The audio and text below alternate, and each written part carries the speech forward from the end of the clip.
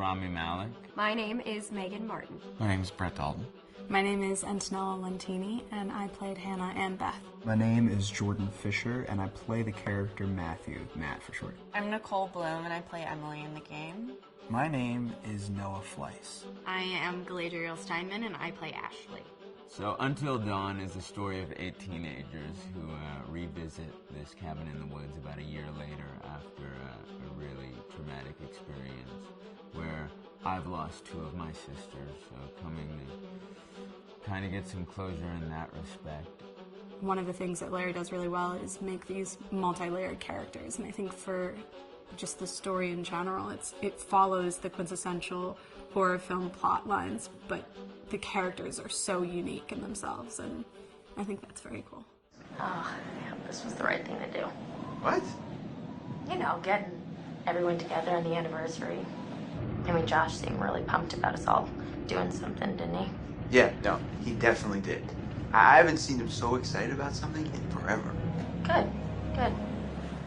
Sam and I have a few things in common, such as being huge lovers of animals, and she's a huge animal lover. She's vegan. She is a pacifist. I'm not quite sure if I'm gonna go as far as saying that I'm a pacifist, but she's spunky and cool. I know that she, I think, is made fun of a little bit by the rest of them who think that her morals and her beliefs in that area are a little ridiculous and they don't agree with them, but she doesn't care. It doesn't stop her from being herself, and that's something that I hope I have in common with her. You know, he definitely can be depressed at some times and a bit of a loner, but he takes some solace in one of his sister's friends, Sam, played by Hayden Panettiere, and invites everybody back to the same house the next year to kind of find some closure. Jessica she has a whole lot of personality. She is definitely the sort of mean girl character that, you know, at school she knows she's pretty, she knows that boys like her, and she's going to use it to her advantage. He's got a big heart, and you can tell that that's very evident, especially how he and Emily, and you know, he's kind of a meathead, but in the best way possible. She really knows what she wants, and she manages to get that from whomever it is, whether it be Matt or Mike. You know, she's really driven, and I can definitely relate to that. My character is Chris, and he is what society might consider the nerd of the group, and he kind of embraces it. Ashley she's a little more serious than some of the other girls. She's definitely very intelligent and thoughtful. She kind of looks at the whole big picture of things. She's not quite as geeky as Chris, but they connect in a lot of ways. Mike is like big guy on campus. He's the class president who has some charm and has a brain, and I don't know, people seem to like Mike. He gets away with a lot, though. He can be kind of jerky. The fact that he really just kind of wants everyone to be happy. I mean, he's a people pleaser, and I can definitely attest to being, you know, that guy. I'm always the friend that wants everybody to be happy and wants everybody to be taken care of, and that's definitely Matt. But also, like, this character is just so fun. I rarely get to play the bitch, and so it was really fun to do that. The spirit of things, seriously, what's wrong with you?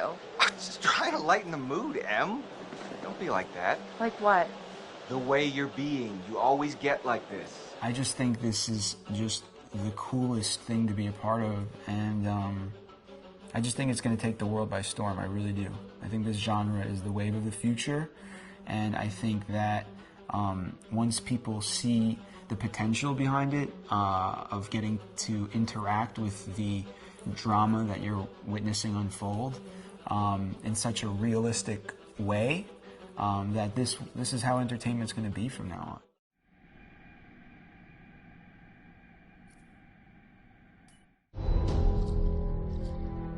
Hi, this is Lee Robinson, production designer on Until Dawn. The production design for Until Dawn started with the great teen horror script that sets the characters in a Canadian winter mountain lodge, being a contemporary setting with visual clues derived from classic films of that genre, such as Hitchcock's Psycho and Stanley Kubrick's Shining. The storyboards are vital to the production design, as it allows the designer to understand the scale of the environments to be made and the detail that would be seen to create the atmosphere of a horror. This took us into concepts that took these storyboards further, visualizing the world through the color palette, the lighting, tone and the mood, and developing key locations such as the lodge, the cable car stations, the forests themselves, the wilderness. As you can see, the environments and atmospheres change quite a bit from warm and inviting to cold and threatening. The Millionaire's Mountain Lodge was a key example. It was designed to be made from nearby stone and timber, embedding it into the landscape, with a contrasting and contemporary interior needing to be opulent and extravagant. We created dark and claustrophobic corridors with ominous and large open spaces, almost cathedral-like in size, and with huge structures to silhouette and dwarf the characters within, providing a labyrinth to explore and wander. Each character was developed with a strong visual identity in mind, with contrasting colours, tones and silhouettes to identify them, each to have their own texture, pattern and shape, so that when they were lined up you could always identify them. The costume designs allowed a range of clothes that would suit them for the cold winter weather, but also have an element of style and individualism, so that the audience could look at them and relate, recognizing themselves within them. A lady would like to cuddle up with her man by a nice cozy fire bathed in atmospheric mood lighting. Right. It'll get plenty toasty once we're rubbing up against each other. Mike? Yeah. Fire and mood lighting. Yes. Working with the lighting artists, we really brought the look and feel of the world together, and this required a thorough understanding of the visual language of teen horror. A key scene was where all the characters emerge out of the rear of the lodge chasing Hannah. A contrast is evident straight away from the exterior wilderness to the warmth of the lodge. The attention to character lighting here is through the bounce and rim lighting, accented cutting characters that come from the dark into the light and back again with an emotional effect. Guys, there's someone outside. What the hell? Hannah! What's going on? Where's my sister going? It's fine. She just can't take a joke. It was just a prank, Han.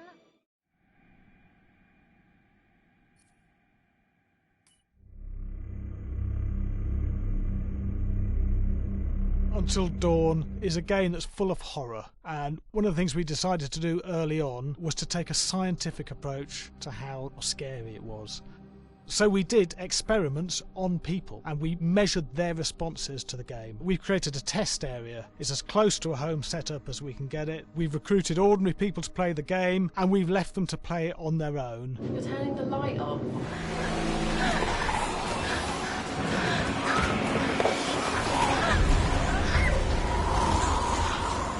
The only difference is it's rigged with cameras and microphones that relay the data through to the next room where people are watching them play. Bracelet here we use for biometric testing. It measures the player's emotional response. It's called a galvanic response sensor. It makes contact with the user's skin and it measures the electrical conductivity across their skin. It's the same principle as an old-fashioned lie detector. When you're stressed, you sweat a little, very sensitive, and picks up tiny changes if the player is feeling anxious or scared. That data's fed back to a testing team, it comes through as a graph. I'm so sorry.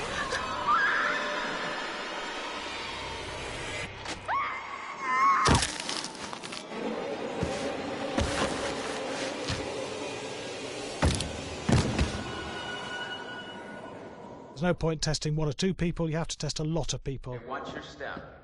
When we have a scare that's consistently has a measurable emotional response, then we knew it was good. If it didn't have that, it goes back to the team for improvement. The data doesn't tell us what's wrong with the scare, it only tells us if it's working or not. Wait, okay, so you hear that too, right? Josh. Here we have a chapter relatively early in the game. Weirdly regular. Nothing regular about it. We have to create tension and anxiety in the player so they are ready to receive the scare.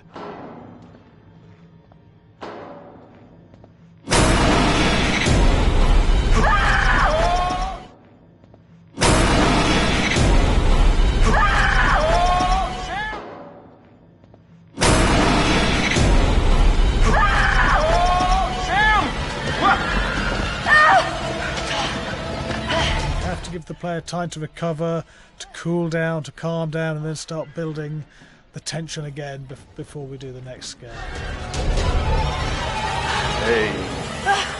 What? Hey. What the hell? Ooh, you just got mugged.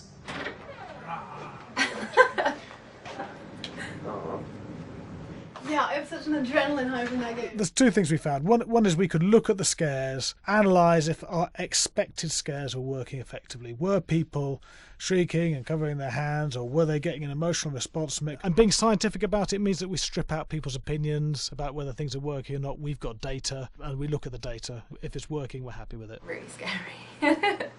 Bit scared and wanting to get away. I actually maybe a bit scared to play on my own, but in a room with the lights on, yeah, with some other people as well, yeah, maybe.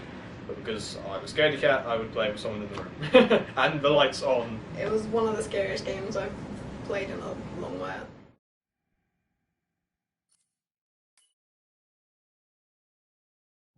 Hi, Larry. Hey, Graham.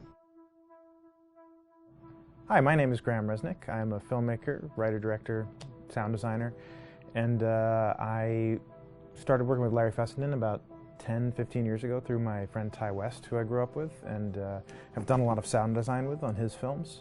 And he was producing Ty's films at the time, and Ty introduced me to Larry. Larry produced my first feature, and we've written together on several projects. My name is Larry Fessenden. I'm a filmmaker. I run Glass Eye Pix, which is an independent production company out of New York. We make indie movies, a lot of scary movies as well. And I got a call to audition to write this video game. And I called my pal Graham Resnick because Graham is a gamer. And while I thought I could offer something to the idea of writing this multi-branching story, I knew that I would want Graham's expertise as a lover of gameplay, since I guess games were started. So and just as a lover. And as a lover, yes.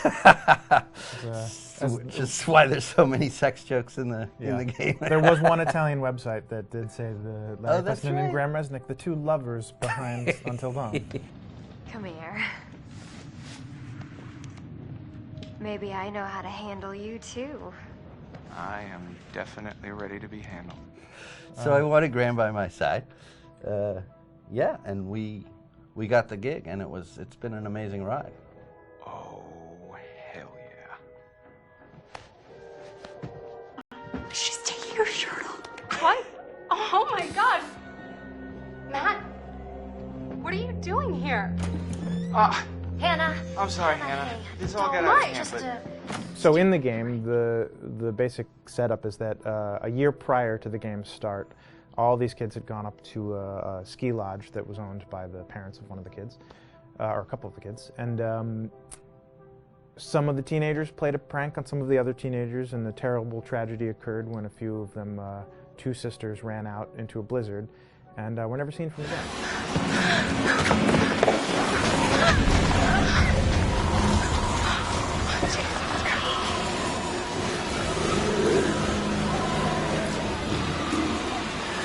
So now, a year later, this is kind of torn apart, this group of friends. They've gone through some trials and tribulations in the past year. The brother of the two girls has had a lot of psychological issues, and to kind of help him cope and help them all get over it, they all returned to the lodge a year later, back up on the mountain.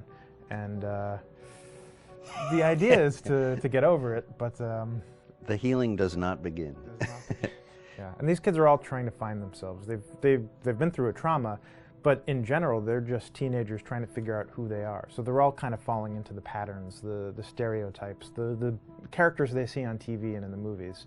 I think we were very interested in taking genre tropes and kind of making them sort of refresh them.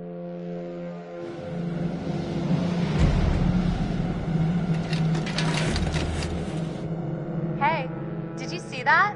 Dad said it'd just be us this weekend. We're familiar with how slasher movies work.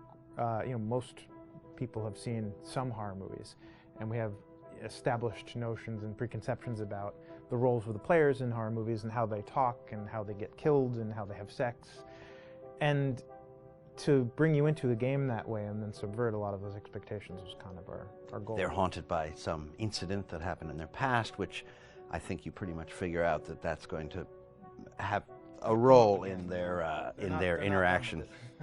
Yeah, so I think what was fun was we take some sort of stock characters and we try to give them some shape, but at least at the beginning they're recognizable in the way of groups of friends. There's, you know, the jock and the bitchy girl and the rivalries between everyone. And oh my gosh, and really fun characters too. Like we just had so much fun living in the minds of these characters through writing the script. What do you think? Jesus! You know, it was fun. I think we were looking to get that kind of banter that you see both in movies, but also that you absolutely have with friends, and sort of those inside jokes. And of course, as writers and as friends ourselves, we sort of developed little tracks, and we try to give the characters that kind of vibe.